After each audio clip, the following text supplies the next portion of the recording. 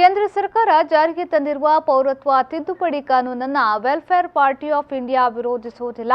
ಬದಲಾಗಿ ಅದರಲ್ಲಿರುವ ಅಂಶಗಳನ್ನು ವಿರೋಧಿಸುವುದಾಗಿ ರಾಜ್ಯಾಧ್ಯಕ್ಷ ಅಡ್ವೊಕೇಟ್ ತಾಹಿರ್ ಹುಸೇನ್ ತಿಳಿಸಿದ್ದಾರೆ.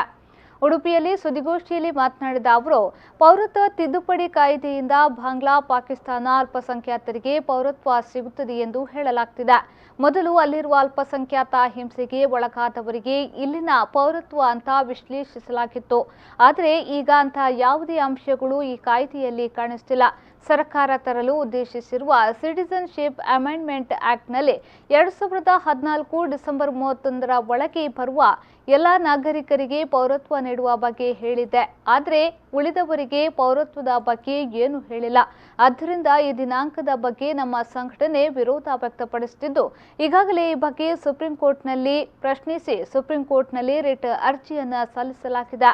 ಫೆಬ್ರವರಿ 10ರಂದು ಬೃಹತ್ ಮಟ್ಟದ ಪಾರ್ಲಿಮೆಂಟ್ ಚಲೋವನ್ನು ಹಮ್ಮಿಕೊಳ್ಳಲಾಗಿದೆ ಎಂದು ತಿಳಿಸಿದರು.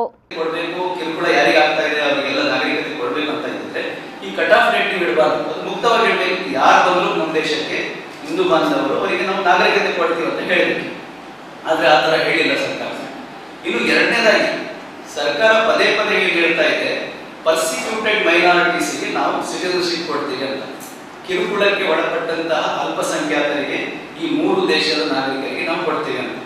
ಆದರೆ CAB ಏನಿತ್ತು ಬಿಲ್, ಅದರಲ್ಲಿ ಪರ್ಸಿಕ್ಯೂಟೆಡ್ ಮೈನಾರಿಟೀಸ್ ಅಂತ ಇತ್ತು.